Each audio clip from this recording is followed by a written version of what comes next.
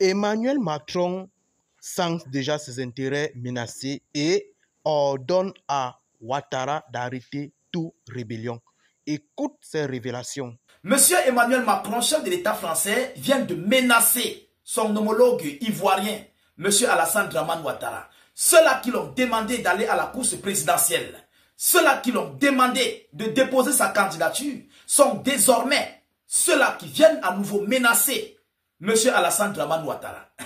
Alors, qu'est-ce qui se passe en réalité? Qu'est-ce qu'ils se sont dit? Qu'est-ce qui n'a pas marché? Je vous avais parlé concernant les multiples rapports qui ont été envoyés venant des multiples ambassadeurs du côté résidant du côté de Cocody lors du premier jour de la manifestation. Alors, les Ivoiriens ont décidé de relancer maintenant à nouveau le bloquant tout. Et vous savez, ce système du bloquant tout va impacter l'impérialisme dans son domaine économique sur le sol ivoirien.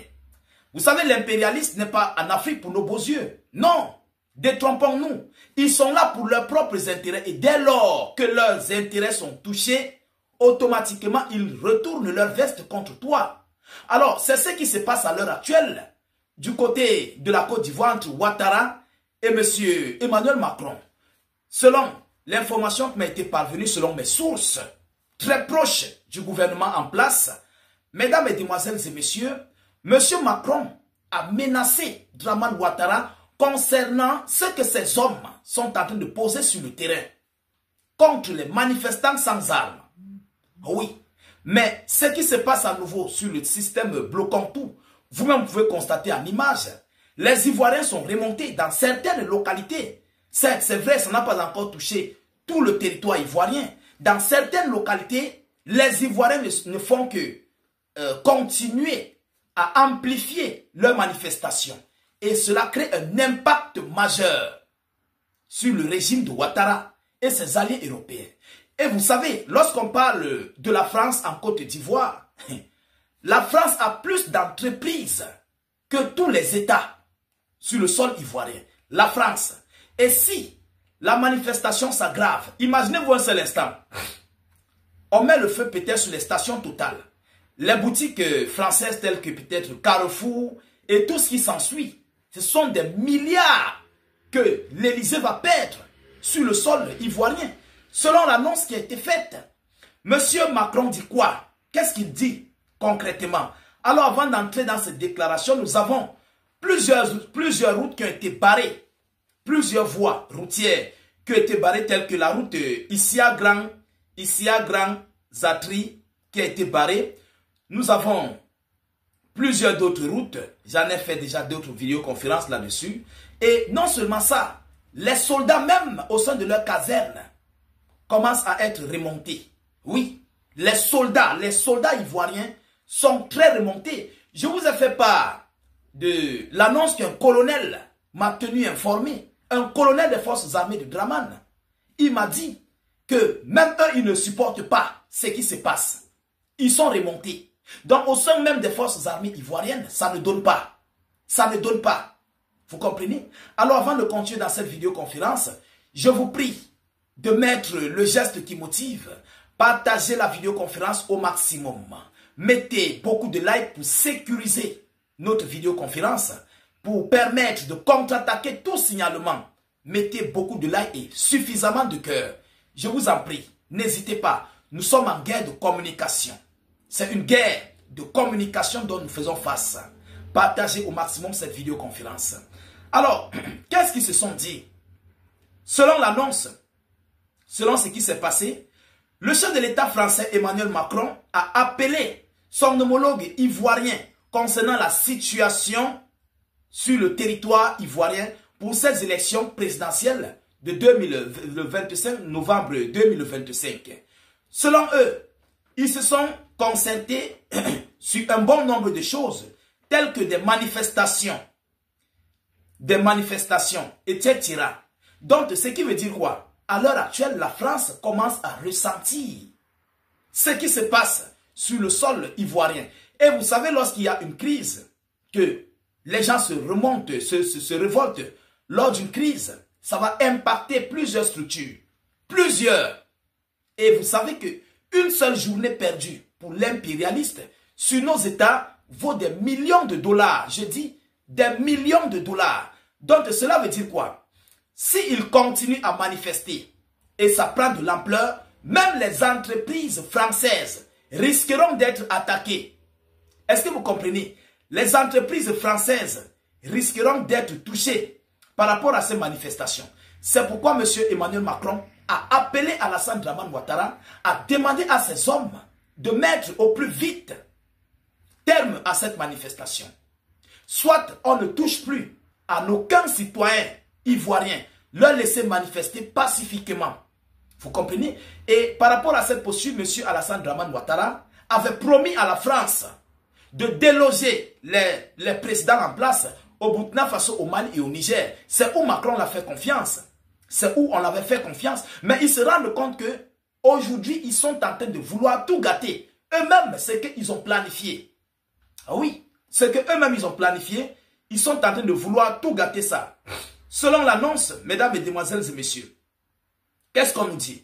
Emmanuel Macron a lourdement reproché à son homologue ivoirien les multiples scénarios de répression que les soldats ivoiriens émènent sur le peuple ivoirien, surtout plus précisément les manifestants sans armes. Des manifestants sans armes.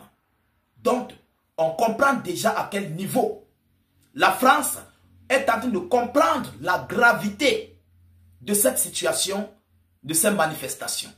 Oui, on comprend déjà à quel niveau c'est en train d'aller. Et ce qui montre à suffisance que la victoire de l'opposition des manifestations est en train d'être enregistrée avec succès. Je vous le dis encore, si 72 heures trouvent cette manifestation, je vous le dis sincèrement, ça va prendre une autre tournure. Ça, c'est une réponse vraie que vous dites. Et il y aura deux objectifs. Soit de laisser tomber Alassane Dramane Ouattara, soit de préparer un coup d'État en faveur de la France.